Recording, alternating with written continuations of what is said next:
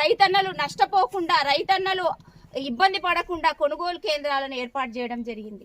ఆ రోజు వరి వేస్తేనే ఉరి అన్నటువంటి కేసీఆర్ మాటలను ఈరోజు అబద్ధము అని చెప్పినటువంటి కాంగ్రెస్ ప్రభుత్వము, మా ముఖ్యమంత్రి రేవంత్ అన్న మరి వరి వేసినటువంటి రైతన్నలకు సిరి సంపదలు వస్తాయి అన్నట్టుగా అదనంగా బోనస్ ను కూడా ఇవ్వడం జరుగుతుంది. ఈ రోజు రైతులకు రుణమాఫీ కానివ్వండి, రైతు భరోసా కానివ్వండి, రైతు బీమా కానివ్వండి, రైతు బంధు కానివ్వండి,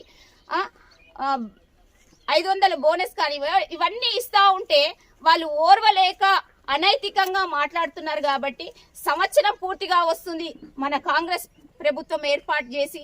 కాబట్టి మన అందరి భుజస్కంధాల మీద కాంగ్రెస్ పాలన ఎలా ఉంది, ఏం చేసింది ఈ సంవత్సర కాలము అనేది వాళ్ళకంటే ముందు మనమే ప్రజల దగ్గరికి వెళ్ళి రైతన్నల మీద ముఖ్యంగా బాధ్యత ఉంది. కాబట్టి అందరూ వెళ్ళి చెప్పాల్సిందిగా నేను వినవించుకుంటున్నాను. ఈరోజు కాంగ్రెస్ ప్రభుత్వం నిజం చేసింది. ఈరోజు ప్రజాపాలనలో, ప్రజా ప్రభుత్వంలో రైతు కళ్ళల్లో నిజమైనటువంటి ఆనందాన్ని, సంతోషాన్ని అందరం చూస్తున్నాం. అయినా పచ్చ కామెర్లోడికి లోకమంతా పచ్చగానే కనిపిస్తుంది అన్నట్టుగా ఇటు బీఆర్ఎస్ గాని అటు బీజేపీ గాని చేస్తున్నటువంటి అబద్ధపు ప్రచారం ఏదైతే ఉందో దాన్ని ప్రజలు, రైతులందరూ కూడా తిప్పికొట్టాలి. ఎందుకంటే ఆ రోజు